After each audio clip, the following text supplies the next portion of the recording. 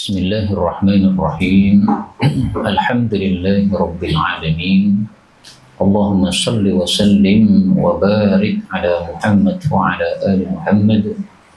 Allahumma anfa'na bima 'allamtana wa 'allimna ma yanfa'una wa zidna ilma wa barik lana fi ilmina.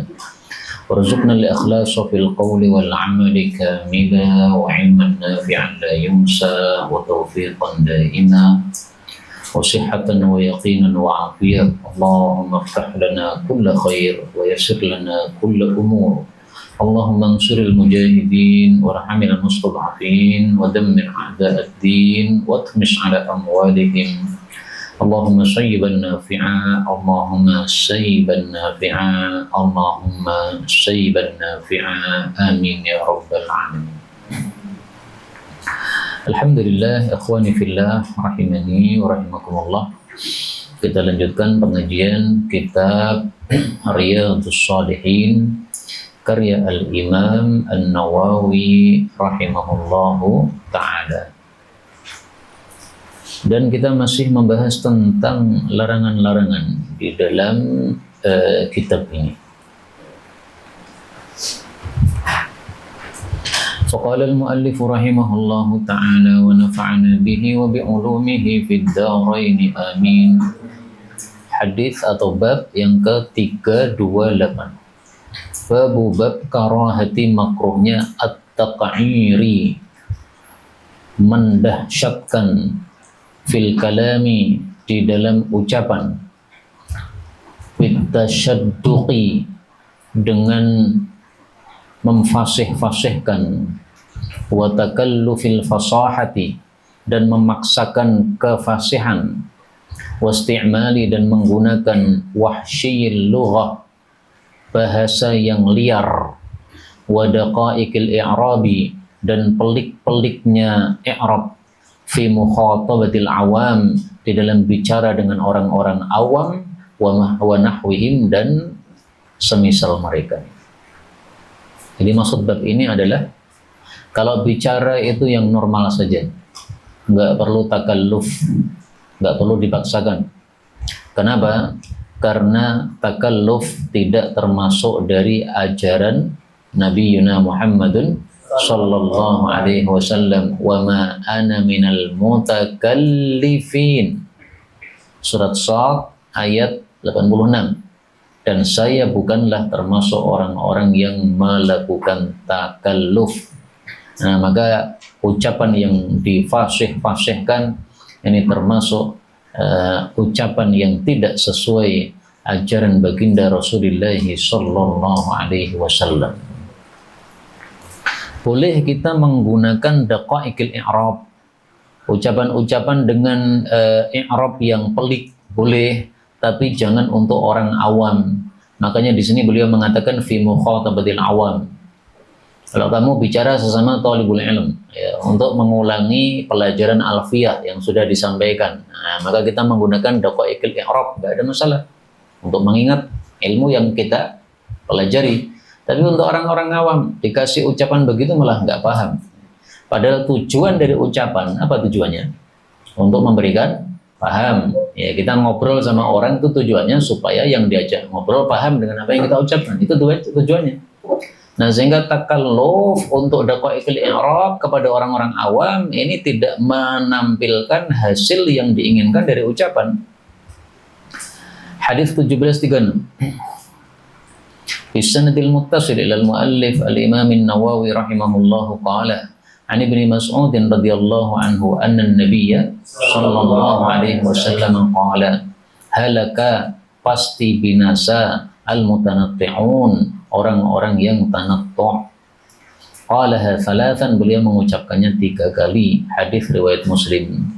Kemudian ditafsirkan oleh Imam Nawawi bahwasanya al-mutanatti'un, orang-orang yang tanattu' itu adalah al-mubalighun, orang yang mendahsyatkan atau melampaui batas fil umuri, di dalam semua urusan. Di kitab saya tertulis amur, salah ya, maksudnya umur. Jadi mutanatti'un, orang yang takalluf termasuk mutanatti'. Orang yang melampaui batas termasuk mutanatsi'. Seperti orang-orang Yahudi, orang-orang Nasrani itu masuk kelompok mutanatti'un. Termasuk Khawarij, termasuk kelompok mutanatti'un.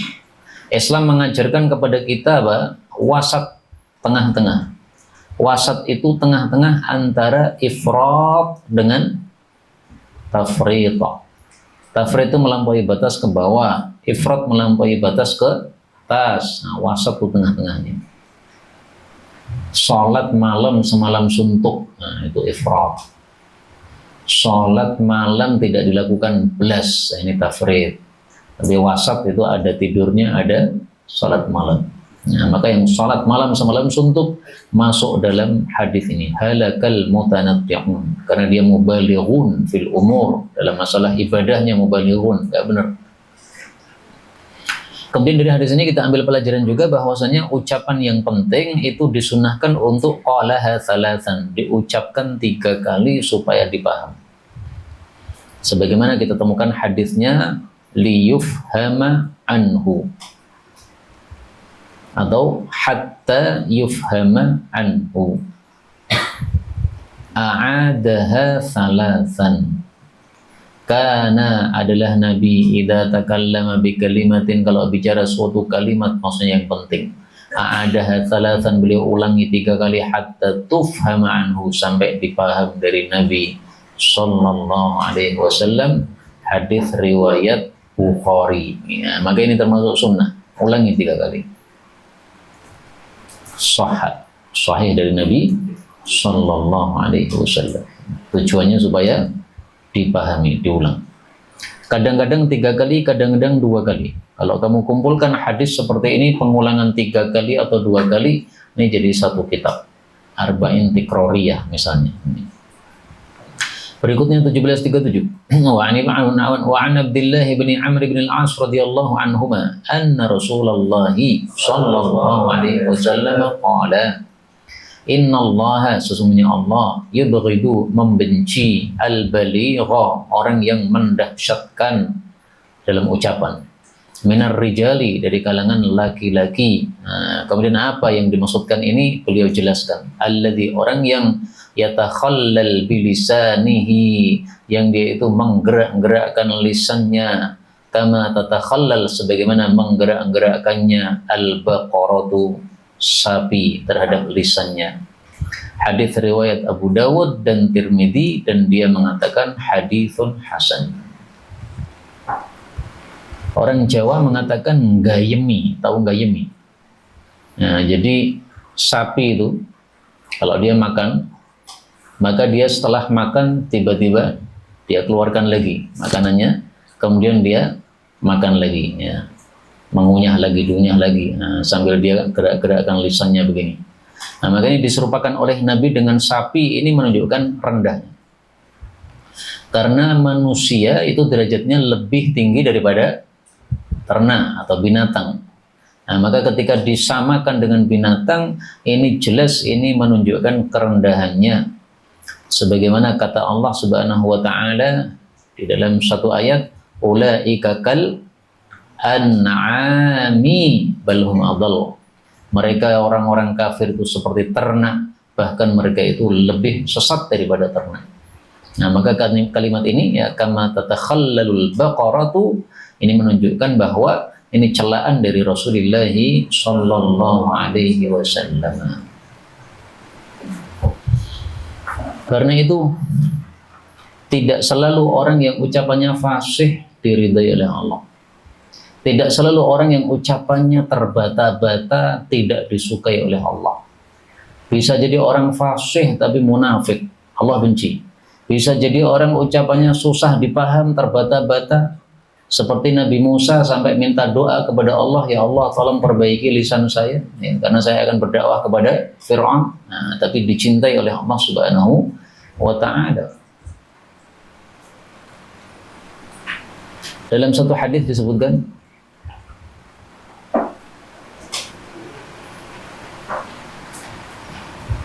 tentang orang munafik, akhwafu ma akhafu ala ummati, termasuk yang paling saya takutkan terhadap umat saya, kullu munafiqin alimin lisan, setiap orang munafik yang lisannya pandai bicara. Alim, banyak ilmunya, pandai bicara. Nah, tidak selalu pandai bicara diridhai oleh Allah Subhanahu wa taala. Nah, maka di sini al-baligh, ya, justru kadang-kadang baligh ini salah satu ciri-ciri orang-orang munafik. Sebagaimana disebutkan oleh Allah dalam Al-Qur'an, "Idza ra'aitahum tu'jibuka ajsamuhum wa iyaqulu tasma' liqawlihim." Kebalikannya, Rasulullah Shallallahu Alaihi Wasallam bersabda, al-haya'u malu wal 'ayyu, dan lemahnya lisan, syu'batani minal iman, itu adalah dua cabang dari iman. Wal bada'u, sementara perbuatan kotor, wal bayanu, dan kefasihan, syu'batani minan nifaq, itu adalah dua cabang dari kemunafikan. Ini bukan berarti setiap orang yang fasih berarti munafik, bukan. Tapi banyak orang munafik yang fasih. Banyak orang fasih yang munafik. Maka hati-hati. Jangan bangga dengan kefasihan bicara. Sama sekali tidak ada nilainya di hadapan Allah kalau dia tidak ikhlas karena Allah Subhanahu wa taala. 1738. Wa an Jabir bin Abdullah radhiyallahu anhuma anna Rasulullah sallallahu alaihi wasallam qala, inna, sesungguhnya, min ahabbikum, termasuk orang yang paling saya cintai, ilayya, wa aqrabikum minni, dan paling dekatnya kepada saya, majlisan, majlisnya, yaumal qiyamah, besok di hari kiamat, berarti di jannah. Ahasinukum, adalah orang yang paling bagus di antara kalian akhlaqan, akhlaknya. Terus sebaliknya apa ya Rasulullah? Beliau katakan, wa inna abghadakum ilayya, dan sesungguhnya yang paling saya benci, wa ab'adakum minni, dan paling jauh dari saya, yaumal qiyamah, besok di hari kiamat, adalah as-sarsarun, orang yang ceriwis, cerewet, wal mutasyaddiqun, dan orang-orang yang tadi menfasih-fasihkan, wal mutafaihiqun, dan mutafaihiqun. Ini kata-kata ini semuanya sudah lewat. Imam Nawawi mengatakan rawahu Tirmidzi wa qala haditsun hasan wa qad sabaqa syarhuhu fi babi husnil khuluq. Di kitabmu ada nomornya, rujukannya atau tidak? Nomor berapa? Enggak ada. Enggak ada. Nah, kita cari di dalam kitab Riyadhus Shalihin karya Syekh tahqiqan Syekh Mahirul Fahl. Karena di sini nomor-nomornya sudah lengkap. Nah, di sini Imam Nawawi sudah menyebutkannya pada bab husnul khuluq, hadis nomor 630. Nah, silahkan ditulis ya, fi babi husnul khuluq. Ini maksudnya hadis 630. Rakam 630. Saat itu, ketika mereka mendengar Nabi mengatakan mutafaihiqun, telinga mereka merasa tidak pernah mendengar. Maka qalu, mereka mengatakan, ya Rasulullah, qad alimna, kami sudah paham, as-sarzarun, orang cerewet, wal mutasyaddiqun, dan orang yang memfasih-fasihkan ucapan. Famal mutafaihiqun, apa artinya mutafaihiqun? Kami enggak paham. Qala al-mutakabbirun, beliau mengatakan yaitu orang-orang yang sombong.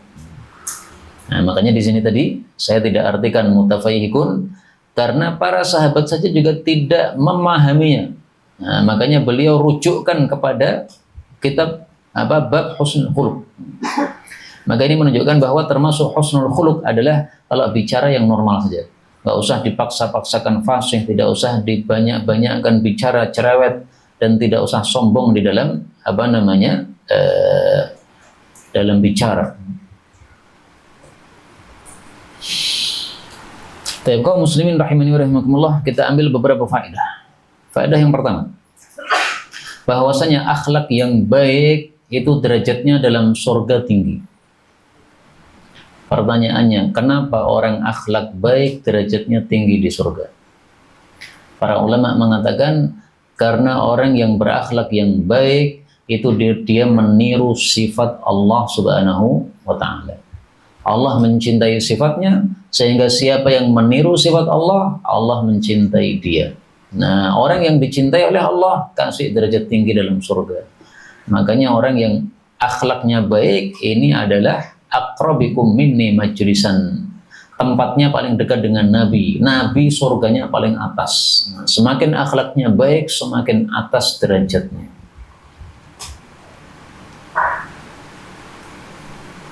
Ada satu hadis, meskipun sanadnya bermasalah, tapi isinya bisa benar sesuai hadis ini.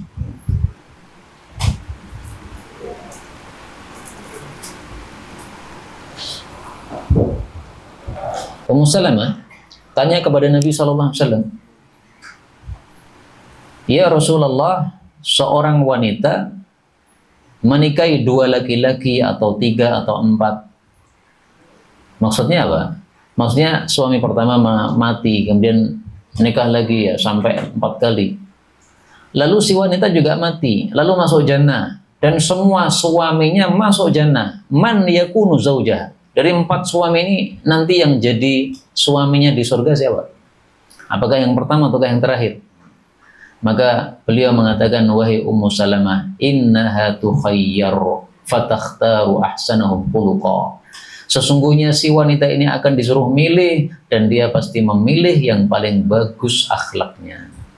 Kenapa dipilih yang paling bagus akhlaknya? Kenapa? Paling tinggi surganya. Suami pertama saya kasar, akhlaknya jelek, nah surganya rendah, saya nggak mau sama dia, nanti surganya rendah. Suami saya keempat, Masya Allah, akhlaknya sudah nggak bisa ditulis dengan kata-kata saking bagusnya, nah, maka surganya paling tinggi. Dia pilih yang paling tinggi. Ini hadisnya saya katakan tadi bermasalah sanadnya ya. Di dalamnya ada rawi bernama Sulaiman bin Abi Karimah, didhaifkan Abu Hatim dan Ibnu Adi. Tetapi tadi maknanya bisa sahih. Kenapa? Berdasarkan hadis ini tadi, orang yang akhlaknya bagus itu surganya paling tinggi. Nah, sehingga wajar kalau dia disuruh memilih, dan pasti memilih yang tertinggi. Ruya, diriwayatkan itu hadisnya berarti apa? Dhaif. Bahwasanya Ummu Salamah dia mengatakan, Ummu Salamah qalat. Nah, dan seterusnya, ini hadis yang dhaif tapi maknanya mungkin bisa sahih dengan hadis ini. Faedah berikutnya. Dalam hadis ini disebutkan yang paling dekat dengan Nabi di hari kiamat itu adalah yang paling bagus akhlaknya. Bagaimana kalau akhlak kita tidak bagus? Apakah ada solusi yang lain supaya kita derajatnya tinggi di surga? Ada enggak? Ada enggak? Aktsaruhum alayya salatan. Rasulullah sallallahu alaihi wasallam bersabda, "Inna awlan nasi bi yaumal qiyamah." Sesungguhnya orang yang paling dekat dengan saya besok di hari kiamat, aktsaruhum alayya salatan, yang paling banyak selawatnya kepada saya. Nah, makanya solusi bagi kita kalau kita akhlaknya kurang bagus. Wah, saya ini sebenarnya pengen akhlak bagus, tapi kayak begini nih saya, akhlaknya kurang cakep. Saya tahu bahwa akhlak saya kurang cakep, tapi saya mau mengubah susah. Pengen mengubah tapi berubah lagi, atau kadang-kadang terjerumus lagi, nggak, akhlaknya kurang bagus. Nah, ini solusinya. Banyak-banyak salawat kepada Nabi Sallallahu Alaihi Wasallam. Bisa jadi juga ini ada kaitannya dengan akhlak tadi. Siapa yang banyak salawat kepada Nabi, maka dapat berkahnya Nabi, akhirnya akhlaknya diubah oleh Allah Subhanahu wa Ta'ala. Saya teringat cerita dari guru kami, Syekh Abdullah Al-Ubaid. Beliau mengatakan bahwasanya guru-gurunya, ulama-ulama ahli hadis dari India, itu mereka punya satu sifat yang sama. Sifatnya salah satunya yang sama, ada beberapa sifat yang sama. Ya. Jadi semua ahli hadis di sana punya sifat-sifat yang sama. Salah satu sifat yang sama kata beliau adalah adamut tabarrum, nggak pernah menggerutu, nggak pernah. Jadi akhlaknya bagus-bagus. Orang berbuat jelek kepada dia, dia tidak pernah menggerutu. Akhlaknya bagus. Kenapa? Kata beliau, karena setiap hari yang dibaca hadis-hadis Nabi Shallallahu Alaihi Wasallam. Kata beliau, mustahil orang yang setiap harinya baca hadis, mengetahui akhlak-akhlak Nabi dari hadis-hadis yang dia baca, kemudian hadis yang dia baca tidak berpengaruh pada dirinya, itu mustahil, kata beliau. Kecuali orang munafik. Orang munafik baca hadis Nabi, berapapun hadis dibaca nggak ada pengaruhnya. Tapi orang mukmin baca hadis Nabi setiap hari pasti akan berpengaruh pada dirinya. Dia mau marah sama orang, mau menggerutu sama orang, teringat, oh Nabi tidak menggerutu. Istrinya memecahkan gelas, tidak akan marah. Ada seorang perempuan tanya kepada saya, ini gimana Ustaz? Suami saya kalau ngomong kasarnya bukan main. Contohnya apa? Contohnya saya beli gelas dengan uang saya sendiri. Terus qadarullah kena tangan atau kena kaki, gelasnya pecah. Terus si suami mengatakan apa? Otakmu bosok. Masya Allah. Kok bisa kayak begitu? Itu karena tidak pernah baca hadis-hadis Rasulullah SAW. Dan ini saya kira dosanya itu, salahnya itu 3. Dia mengatakan otakmu bosok, itu salahnya 3. Salah yang pertama, dia dusta. Dari mana taunya bahwa otaknya gosok? Dari mana? Gosoknya otak kayak apa? Kalau makanan bosok kita paham, ya, bagaimana basinya itu. Nih. Kesalahan yang kedua, dia ngomong kasar kepada istri. Kesalahan yang ketiga, dia mendidik anak dengan didikan yang jelek. Karena anak itu akan meniru bapak. Bapak ngomong begitu, masuk dalam benak anak. Nanti kalau si anak dewasa, nanti kalau kasar pasti mirip sama bapaknya. Makanya itulah sabda Nabi SAW, fa'abawahu madza yuhawwidanihi au yunassiranihi au yumajjisanihi. Yang bikin Yahudi anak itu bapaknya, yang bikin Nasrani si anak bapak ibunya, yang bikin Majusi bapak ibunya, yang bikin suka ngumpat bapak ibunya, yang bikin suka marah bapak ibunya. Terdidik anak itu oleh pola hidup bapak ibunya. Maka kesalahannya 3 dia.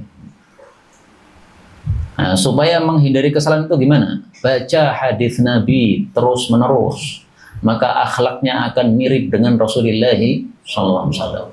Kalaupun tidak mirip semua hal, maka ada sebagian yang mirip. 10 hal mirip 5, lumayan daripada tidak ada yang mirip sama sekali dengan Rasulullah SAW. Nah, maka mungkin ada kaitannya ya, memperbanyak selawat kepada Nabi, ya, baca hadis Nabi, pasti kita akan mengatakan Sallallahu Alaihi Wasallam. Akhirnya akhlaknya jadi baik. Faedah berikutnya dari sisi bahasa, kata-kata mufayhik, mutafayhik ini tidak dipaham oleh para sahabat, padahal ini bahasa Arab dan mereka orang Arab. Kok bisa seperti ini? Karena bahasa Arab kabilahnya banyak, berbeda-beda antara satu kabilah dengan kabilah yang lain. Nah, maka Rasulullah kadang-kadang menyampaikan suatu kata-kata yang terkenal pada satu kabilah, tidak terkenal pada kabilah yang lain, sehingga mereka yang mendengar tanya kepada Rasul Shallallahu Alaihi Wasallam. Contoh seperti ini banyak. Misal, at-taqiyyun naqi. Rasulullah bersabda, khairun nasi, sebaik-baik manusia, dzul qalbil mahmum wal lisanis shadiq. Maka ditanya, ya Rasulullah, kalau lisan shadiq, lidah yang jujur kami udah paham. Tapi apa itu maksud mal qalbul mahmum? Apa itu hati mahmum? Beliau mengatakan mahmum itu adalah at-taqiyyun naqi, yang bertakwa, yang jernih, yang tidak ada dosa padanya, tidak ada zalim padanya, tidak ada hasad padanya. Ini hadis riwayat Ibnu Majah. Ini contoh lain bahwasanya ada bahasa-bahasa Arab yang tidak dipaham oleh sebagian orang Arab atau sebagian sahabat Nabi Sallallahu Alaihi Wasallam, sehingga mereka bertanya kepada Rasul Sallallahu Alaihi Wasallam akan maknanya. Ini nazirnya. Ini kalau seperti ini kita kumpulkan bisa jadi satu buku. Bahasa-bahasa Nabi yang tidak dipaham oleh beberapa sahabat atau sebagian sahabat. Ada beberapa hadis di sini. Berikutnya bab 329. Bab karahati, bab makruhnya qaulihi, ucapan seseorang, khabuthat nafsi, busuk jiwa saya. Hadis 1739. Wa an Aisyah radhiyallahu anha 'anil Nabi sallallahu alaihi wasallam qala, la yaqulanna, betul-betul janganlah berkata, ahadukum, salah satu kalian, khabuthat nafsi, telah busuk jiwa saya. Walakin, akan tapi, liyaqul, hendaklah dia mengatakan, laqisat nafsi, jelek jiwa saya. Muttafaqun alaih. Qala al-ulama, berkata para ulama, makna khabuthat itu adalah ghasat, busuk. Wahwa, dan dia itu makna lakisat, sama dengan lakisat, yaitu buruk. Ya. Busuk sama buruk kan sama aja kan. Ya. Lah kenapa kok tidak boleh mengatakan khabuthat? Walakin, akan tapi, kariha, beliau itu membenci lafdzul khubuth, kata-kata khubuth, karena dalam telinga itu lebih kasar. Baik. Demikian juga kata-kata khubuth ini bisa dimaknai dengan makna yang lain. Khabutha itu bisa bermakna zina. Bisa bermakna apa? Zina. Maka dari hadis ini kita ambil dua pelajaran. Pelajaran pertama, kalau ada satu kata yang bisa dua makna, yang salah satu maknanya itu sangat jelek, misalnya zina tadi, maka jangan dipakai. Apa nadhirnya di dalam Al-Quran? Ya kawan, la taqulu ra'ina wa qulu ungdurna, padahal sama artinya. Ra'ina itu perhatikan kami, ungdurna itu juga perhatikan kami. Kenapa dilarang mengatakan ra'ina? Karena ra'ina bisa bermakna yang kedua, yaitu dari kata-kata ru'unah, ketololan. Nah, maka ra'ina bisa diartikan ketololan tadi, bisa juga diartikan perhatikan kami. Nah, maka karena maknanya dua seperti itu bercabang, maka hindari kata-kata yang seperti itu. Ini adalah nadhirnya, ya, nadhiruhu, nadhirnya. Pelajaran yang kedua, kalau ada kata-kata yang lebih kasar, maka hendaklah kita tinggalkan kata-kata yang lebih kasar tadi, gunakan kata-kata yang lebih halus, meskipun maknanya sama. Misalnya tadi, otakmu bosok, kasar sekali itu. Bosok itu berubah, basi. Tapi coba bandingkan, berubah, basi, bosok. Paling jelek mana tuh? Bosok. Coba kalau kita mengubah kalimatnya menjadi otakmu berubah, nah itu lebih ringan. Padahal maksudnya sama. Bosok itu ya berubah, berubah ya basi, sama. Tapi kalimatnya lebih jelek. Nah, maka kalimat yang lebih jelek hindari. Sehingga khabuthat nafsi dengan lakisat nafsi terjemahnya sama, hanya saja kata-kata khabuth ini satu lebih jelek, yang kedua dia mengandung makna lain yaitu zina. Coba kita cari ya hadis yang mengartikan khabuth dengan zina. Adakah?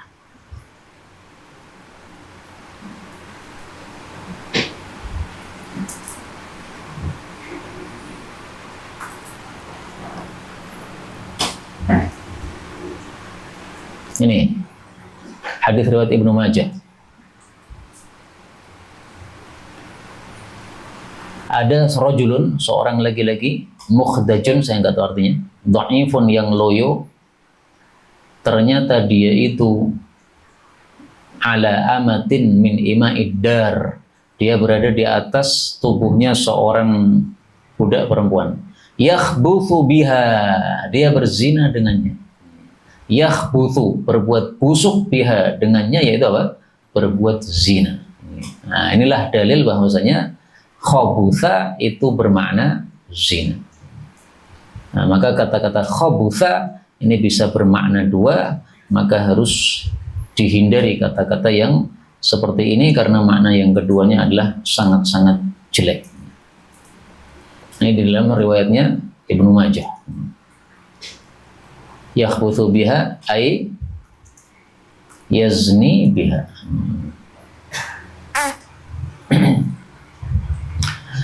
Baik, berikutnya bab 330. Babu karahiyati, bab makruhnya tasmiyatil inab, memberi nama anggur dengan nama karman. Karm itu arti asalnya adalah kedermawanan. Kenapa orang Arab menyebut anggur dengan nama karm? Karena biasanya orang yang mabuk dengan sebab minum ciu anggur, maka dia jadi dermawan. Orang kalau sudah mabuk nggak peduli ya apa yang dikeluarkan, kasihkan semua, dompetnya dikosongkan semua. Nah, maka disebut karm karena itu. Nah, oleh Nabi dilarang, jangan memberi nama karm. 1740. An Abi Hurairah radhiyallahu anhu qala Rasulullah sallallahu alaihi wasallam la tusammul inabal karma, jangan memberi nama anggur dengan nama karm. Fa inal karmal muslim, karena sesungguhnya al-karm itu adalah orang muslim, maksudnya sifatnya orang muslim. Wa fi riwayatin fa innamal karmu, tiada lain al-karm itu adalah qalbul mu'min, hatinya orang yang beriman, dermawan. Wa fi riwayatin lil Bukhari wa Muslim yaquluna al-karm, mereka mengatakan al-karm untuk anggur. Innamal karmu qalbul mu'min, padahal karm itu adalah hatinya orang yang beriman. Hadis ini menunjukkan bahwasanya perkara-perkara yang buruk jangan dikasih dengan nama-nama yang baik. Al-inab itu termasuk buruk karena zaman dulu inab digunakan untuk mabuk, ciu. Nah, maka oleh Nabi dilarang untuk disebut dengan kata-kata al-karm, padahal ini adalah sesuatu yang baik. Maka buruk ya kasih nama yang buruk sesuai zatnya. Baik kasih nama yang baik sesuai zatnya. Wallahu a'lam. Bisa jadi. Seandainya Nabi hidup di tengah-tengah kita, seandainya, mungkin beliau akan melarang kita kasih nama makanan tai kucing.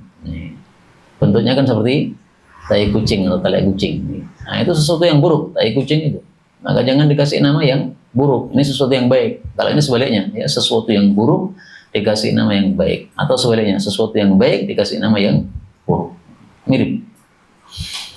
1741. Wa an Abu Wa'il bin Hujr radhiyallahu anhu 'anil Nabi sallallahu alaihi wasallam qala la taqulul karmu walakin qulul inabu wal habalatu. Al habalah sama dengan inab, yaitu anggur. Nah, maka habalah ini adalah muradif untuk kata-kata inab. Kemudian dari sisi bacaan al-habalah bi fathil ha'i wal ba wa yuqalu aidan bi iskanil ba, berarti boleh dua bacaan. Bacaan pertama habalah, bacaan yang kedua hablah. Artinya sama, yaitu anggur. Hadis ini kita ambil pelajaran dari sisi bahasa, bahwasanya bahasa Arab termasuk bahasa yang kaya, sehingga satu barang kadang-kadang punya muradif yang sangat banyak. Pertanyaan, apa muradif? Apa kata yang terbanyak dalam bahasa Arab muradifnya? Kata apa? Apa? Ingat-ingat. Lil asadi alfu muradif qalahun Nuwairi. Asad singa itu memiliki 1000 muradif. Kosakata yang artinya singa ada 1000. Dikatakan oleh Imam Nuwairi. Siapa Imam Nuwairi? Saya juga nggak kenal. Tapi saya mendengar guru saya, Ustadz Maftuhin Shalih An-Nadwi mengatakan seperti ini. Tapi yakin pasti Imam Nuwairi ini ahli bahasa. Sehingga dia bicara dalam bab bahasa sampai terkenal. Muncul pertanyaan, kenapa singa itu dikasih 1000 nama oleh orang-orang Arab? Apa sebabnya? Sifat, apa lagi selain sifat? Orang Arab punya kebiasaan, sesuatu yang mereka agung-agungkan, mereka besar-besarkan, kasih nama yang banyak. Orang Arab itu sukanya perang, zaman dulu jahiliyah. Sehingga mereka itu anggap singa ini sebagai lambang keberanian. Nah, makanya mereka senang sekali sama singa, sehingga dikasih nama yang banyak. Demikian juga anggur ini. Anggur itu mereka sangat senang, karena dulu mereka itu sukanya mabuk-mabuk. Jadi kalau kita di Solo ini sukanya setiap hari minum teh, maka dulu orang-orang Arab jahiliyah setiap harinya minumnya ciu. Itu sudah minuman harian. Nah, sehingga anggur itu mereka kasih nama yang banyak. Al-Karm, Al-Inab, Al-Habala, macam-macam namanya. Karena mereka sukai. Nah, jadi banyaknya kosakata atau morodif atau sinonim untuk anggur ini karena diagungkan oleh orang-orang Arab. Siapa lagi yang punya 1000 nama selain singa?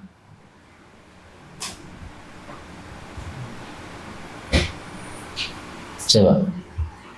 Lin Nabi sallallahu alaihi wasallam al-fusmin qalahu Suyuti.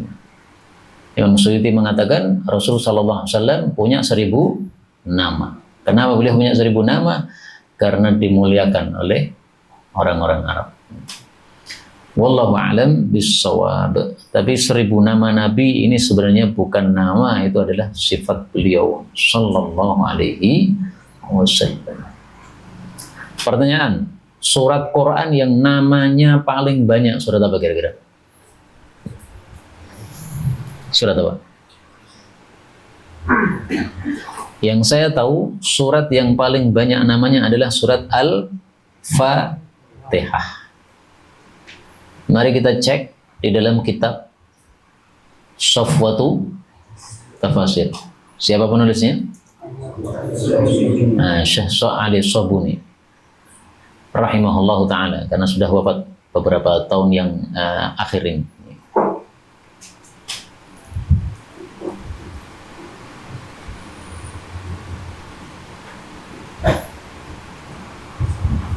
Bukan Asy-Syifa ya, Asy-Syafiyah. Nih, at-tasmiyatu, penamaannya, tusammal fatihatu, tusamma, disebut al-fatihah 1, umul kitab 2, sab'ul mathani 3, syafiyah 4, wafiyah 5, kafiyah 6, asas 7, alhamdu 8, alhamdulillahi rabbil alamin 9, as-salah 10. Waqad addadaha al-'allamatul Qurtubi wa dzakara anna li hadhihi surah 12 asman, 12 nama. Ada enggak selain Fatihah 12 nama? Saya belum temukan. Nah, maka ini Fatihah dimuliakan sehingga namanya dikasih banyak. Apa dalilnya bahwasanya Al-Fatihah itu adalah surat yang paling mulia? Afdalul Quran, alhamdulillahi rabbil alamin. Hadis riwayat Hakim sahih.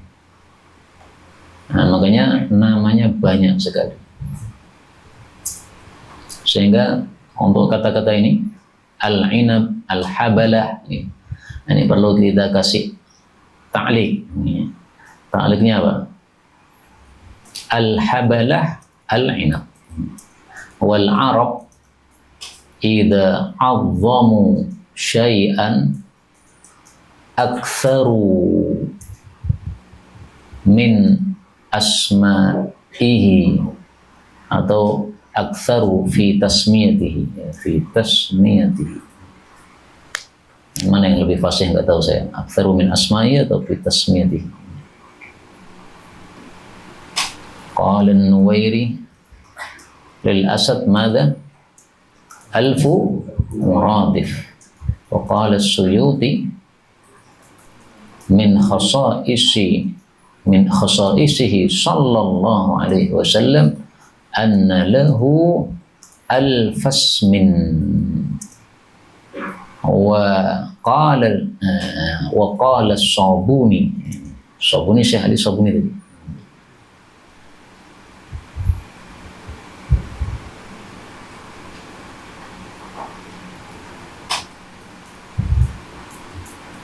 Tusamma suratul Fatihah Ummul Kitab wa Sab'ul Mathani dan seterusnya sampai 12 nama. Tapi ini yang dapat kita pelajari pada pertemuan kali ini, betul dari Allah Subhanahu wa taala. Kalaupun ada salahnya fa astaghfirullahal azim li wa lakum. Walhamdulillahi rabbil alamin. Kalau ada pembahasan, oke, enggak ada masalah, tapi 5 menit aja. Ya, enggak usah banyak-banyak. Karena waktu yang membatasi kita. Fadhal. 1 2 3 6 fadhal.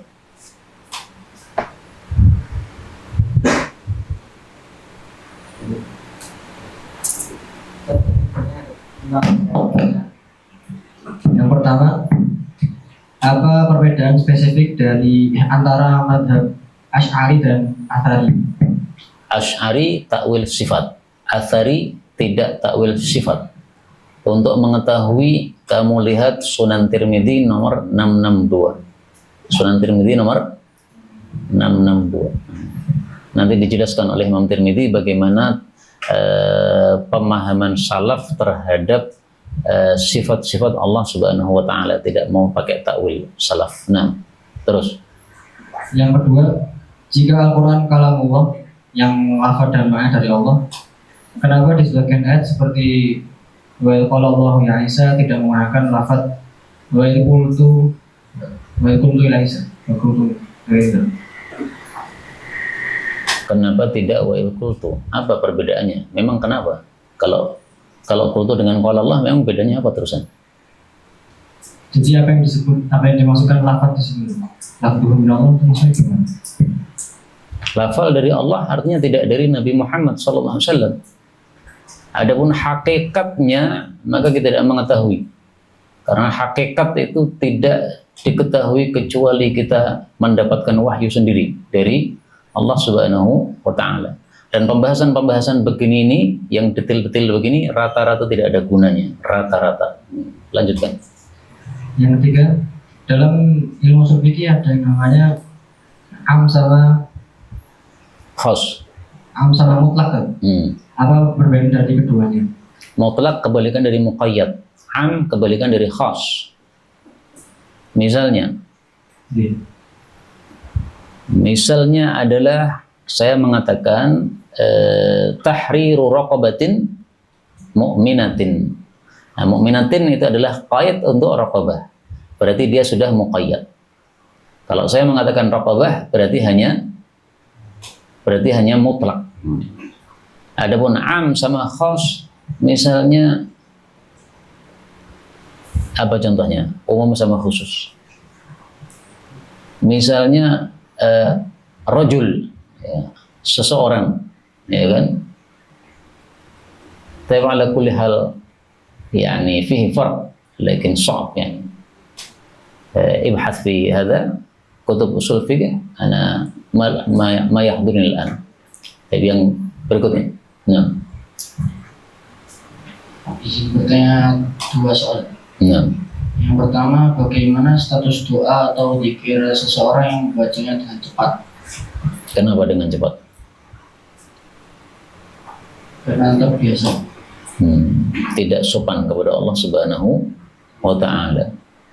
Allah mengatakan ud'u rabbakum tadarruan. Allah menyasarkan mana yang harus apa itu? Coba kamu praktekkan sama Ustaz Fadli. Ustaz Fadli saya minta ini, mungkin Ustaz Fadli bilang ini orang gila apa ini. Nah, berikutnya. Terus yang kedua, bagaimana status doa atau zikir seseorang yang tidak mengetahui makna dari zikir tersebut atau doa tersebut? Yang penting kita mengetahui global. Rabbighfirli wa liwalidayya warhamhuma kama rabbayani shaghira. Terjemahnya apa? Wah, saya nggak pernah di pesantren, nggak paham saya kalau suruh terjemahkan. Intinya tahu. Saya mintakan ampunan dan rahmat untuk orang tua. Nah, udah cukup. Tapi kalau untuk tulabul ilm seperti antum, nggak cukup. Antum tulabul ilm harus beda dengan orang awam. Orang awam cukup tahu global. Antum harus tahu terjemah perkataan. Paham tuh? Harus. Karena kalau kita hanya tahu global, tidak tahu perkata, apa bedanya dengan orang awam? La farqa bainal 'ammi wa talibil ilm. La yajuz wa la yanbaghi. Fadhal. Siapa tadi? Nah.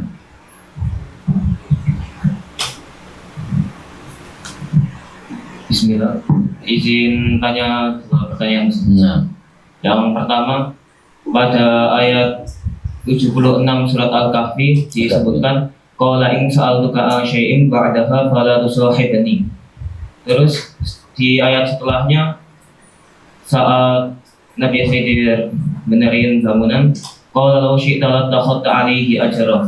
Sedangkan Nabi Musa itu enggak ingkar sama perintahnya Nabi Khidir, sama enggak tanya. Pertanyaan tidak harus dalam bentuk pertanyaan. Pertanyaan bisa dalam bentuk berita. Khabarun bima'na al-istifham.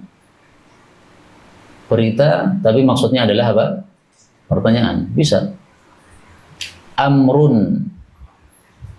Khabarun bima'na al-amr. Bisa. Khabarun bima'na nahyi. Bisa. Al-muslimu lil-muslim, al-muslim akhul muslim la yadhlimuhu. Ada khabar bima'na nahi.